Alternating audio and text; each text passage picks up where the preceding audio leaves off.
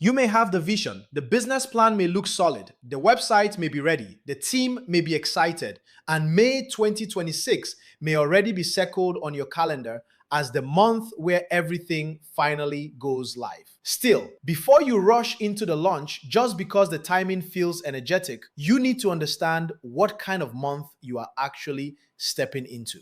May 2026 is not a month you should automatically fear. Still, it is also not a month you should treat casually because this is a fire-heavy month inside a fire-heavy year. When fire becomes dominant, everything moves faster, reactions become sharper, attention comes quicker, and mistakes become harder to hide. So the real question is not whether you should launch in May. The real question is whether your launch has enough clarity, structure, and timing to survive the pace of the month. Because in a fire horse year, enthusiasm alone is not a strategy. And if your launch is built only on excitement, momentum, and the hope that people will somehow understand your offer because you worked very hard on it, May can expose that weakness very quickly.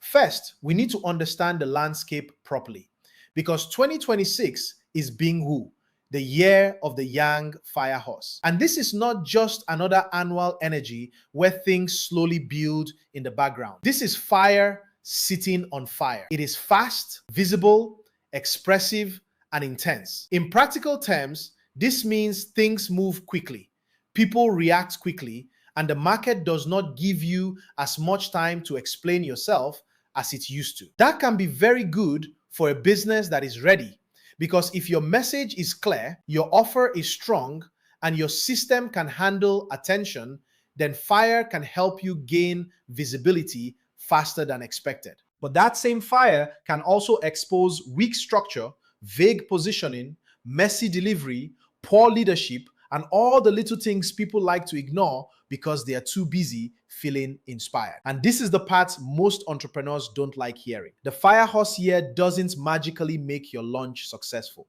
It accelerates whatever is already there. If the business is strong, it can move faster. If the business is messy, the mess becomes visible faster. So when people say 2026 rewards bold action, that is only half the truth. It rewards bold action that has structure behind it.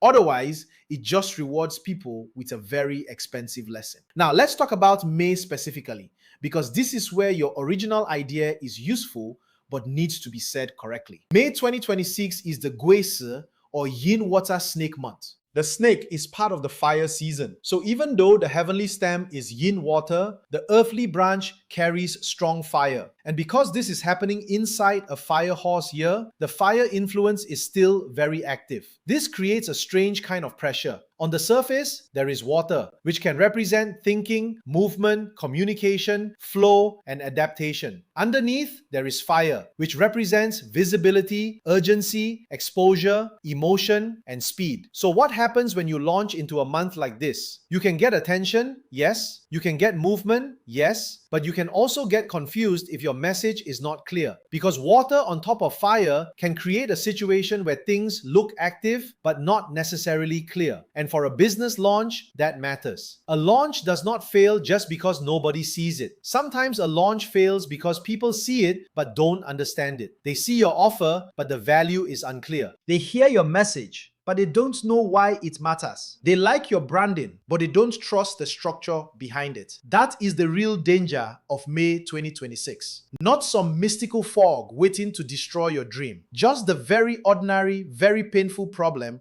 of moving fast before your clarity is ready. So does this mean you should avoid launching in May 2026? No, that would be lazy advice. And frankly, if every pressured month becomes a month to avoid, then nobody would ever do anything, which seems to be the preferred strategy of people who call procrastination being careful. The correct approach is not avoidance. The correct approach is selection. This is where Zeri or date selection becomes useful, because the point is not to wait for a perfect month where nothing can go wrong, but to identify the better days within the month that supports the nature of what you want to do. A business launch is not just a random action. It is an opening. It is a public declaration. It is the moment when the market forms its first impression of your offer. You want a day that supports beginning, visibility, activation, and sustainable movement, right? This is where the 12-day officers become helpful because each day serves a different purpose. For a business opening, an established day can be useful as it supports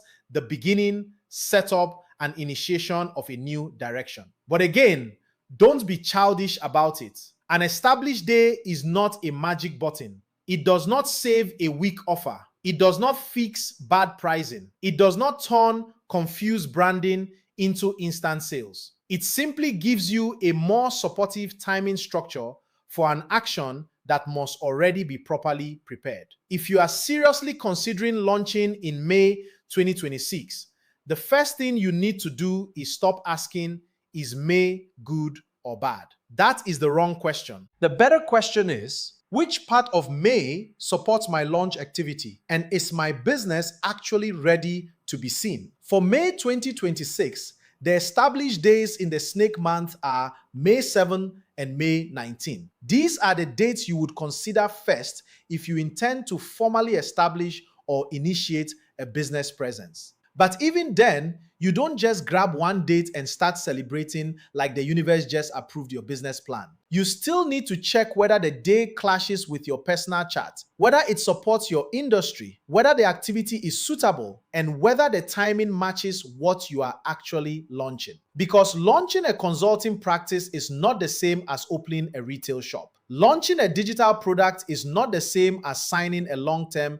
investor agreement. Launching a personal brand is not the same as incorporating a company. Different actions need different timing support. Now, if you want to keep this practical and simple, choose your launch day first. Then choose a clean launch action that marks the business going live, such as publishing the offer page, accepting the first payment, signing the first client agreement, opening the shop, making the first official sale, or announcing the business publicly. The action must be real. Not pretending, not journaling, not visualizing until your calendar feels spiritual.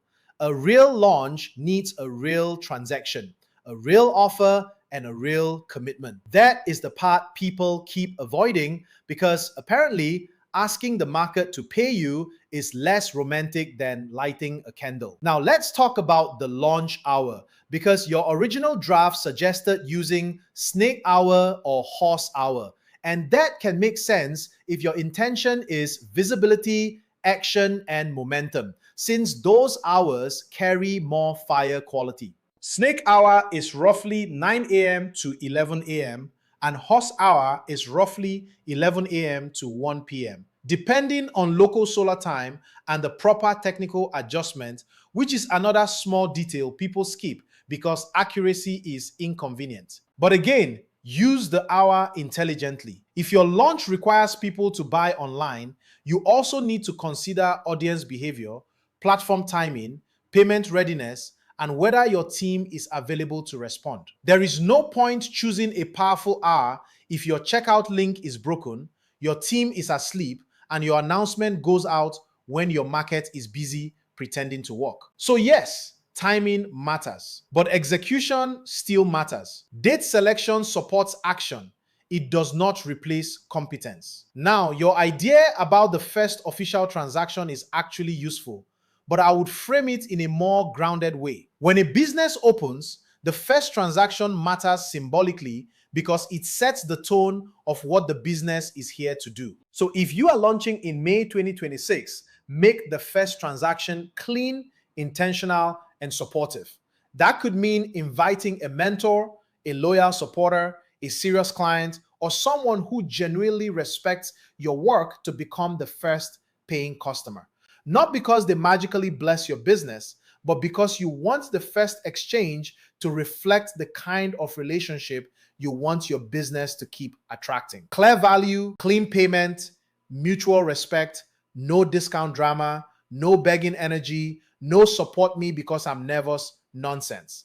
The first sale should remind you that your business exists to create value, not to seek validation. That is a much healthier way to use the ritual. Now, Let's clean up the feng shui part because this is another area where people love to sound precise after reading half a paragraph somewhere. For 2026, it is commonly taught that the three killings are in the north, and the practical instruction is simple. Don't disturb the north with major renovation, hacking, digging, or aggressive activation. Especially if you are launching from a home office or business premises, you do not want to create unnecessary disturbance in an afflicted sector while trying to begin something important. But this does not mean your business will fail because your desk is near the north wall. It means don't aggressively disturb the sector. Again, practical, not paranoid. Feng Shui should make you more aware, not more ridiculous. Now, all of this gives you a strong general framework, but in Bazi, the final layer always comes back to your own chart. Because May 2026 does not affect everyone the same way. If your chart already has strong fire, May intensify your visibility, productivity, and pressure. If your chart has a red, the horse year may create more movement or clash-related change depending on where the red sits. If your chart has a pig,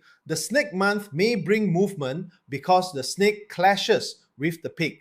If your chart has a tiger or dog, the horse year may connect into a fire structure and create more activation, momentum, or visibility. But where these animals sit matters. Year pillar affects network, industry, and market-facing matters. The month pillar affects career, business, and work terrain. Day pillar affects personal life, spouse, home, and personal wealth. The hour pillar affects ideas, investments, aspirations, and future projects. So if someone tells you you are born in the red year, therefore don't launch, that is too shallow. Your birth year is only one layer. A proper reading looks at the full chart because the same horse energy can affect one person's market, another's career, another's relationship, and another's investment decisions. That is why serious Bazi work does not rely on one animal sign and call it destiny. That's not mastery. That's zodiac karaoke. If you're planning to launch in 2026, especially around May, don't just ask whether the month is lucky. Ask whether your message is clear, whether your offer is ready, whether your timing supports the action, and whether your personal chart can carry the move. I've prepared a 2026 business launch guide to help you think this through, including a basic launch checklist, the difference between a public launch and a transaction launch, and the key timing questions to ask before choosing a date. Use it as a starting point, not as a substitute for thinking. So let's bring this together properly. May 2026 is not a month to fear, nor is it a month to blindly charge into. It is a fire season month inside the fire horse year, with grey water sitting on top of snake fire, which means there is movement, visibility, urgency, and potential confusion if your launch is not clean. If your business is ready, this month can support momentum. If your business is messy, this month can quickly expose it. That is the real teaching. Not fear, not superstition, not don't launch or you fail, just timing, structure, and preparation. So before you launch in May 2026, tighten the offer, clarify the message, choose the day properly, execute the first transaction cleanly, and make sure your structure can handle the attention you are asking for. Because in a fire horse year, visibility is not the prize. Visibility is the test. And if you are not ready to be seen clearly, then the problem is not the month. The problem is that your business was not ready for the light.